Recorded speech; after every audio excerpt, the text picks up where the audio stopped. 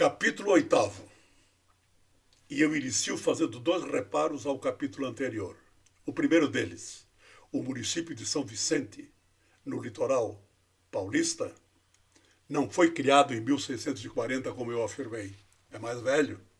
Foi em 1532. Portanto, 32 anos depois de descoberto o Brasil. Isso faz parte da história.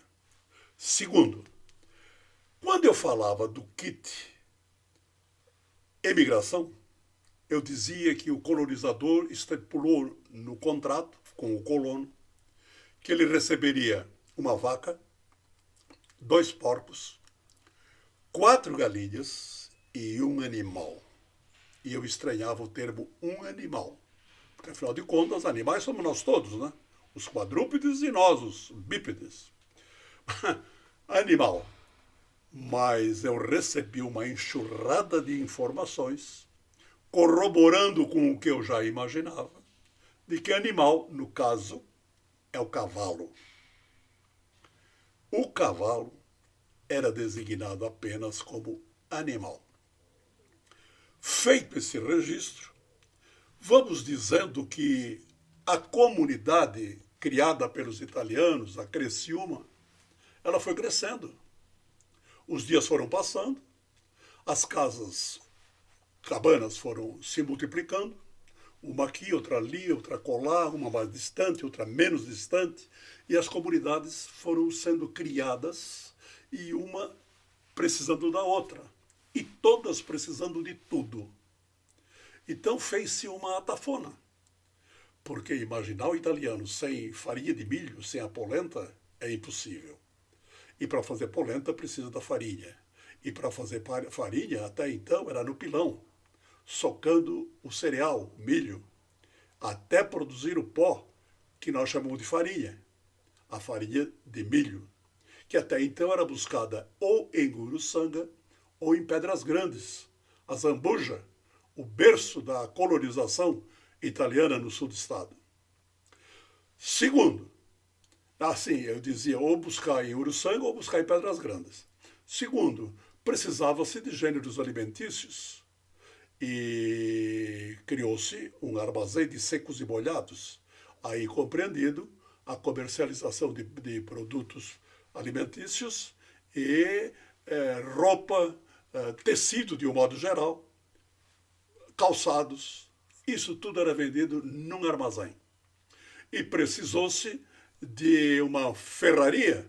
Afinal de contas, há que se tomar cuidado com as ferraduras dos animais, dos cavalos, e eram tantos. E precisou-se de serraria. E fizeram-se as serrarias.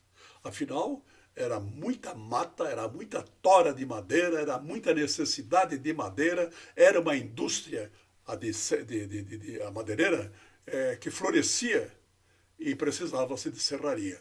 E elas foram sendo construídas, e uma delas era de propriedade dos Sônego.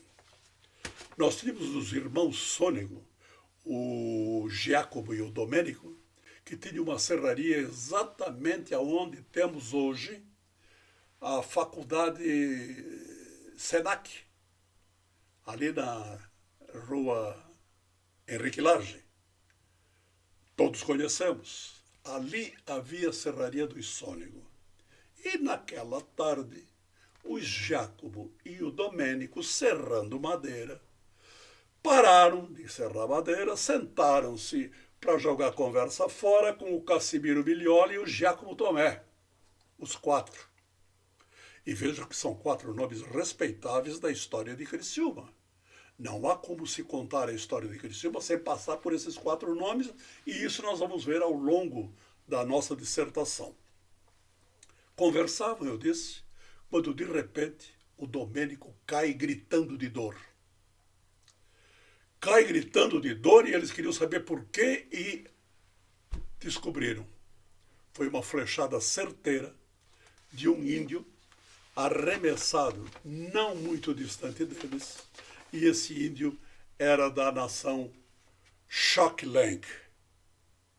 Xoklenc é a nação indígena que habitava o nosso litoral. Embora tenhamos sido educados dizendo que quem andava por aqui eram os índios carijós e os guaranis. Errado. Aqui era o Xochitlang, assim como eu estou pronunciando. Esta foi a tribo que os italianos encontraram por aqui.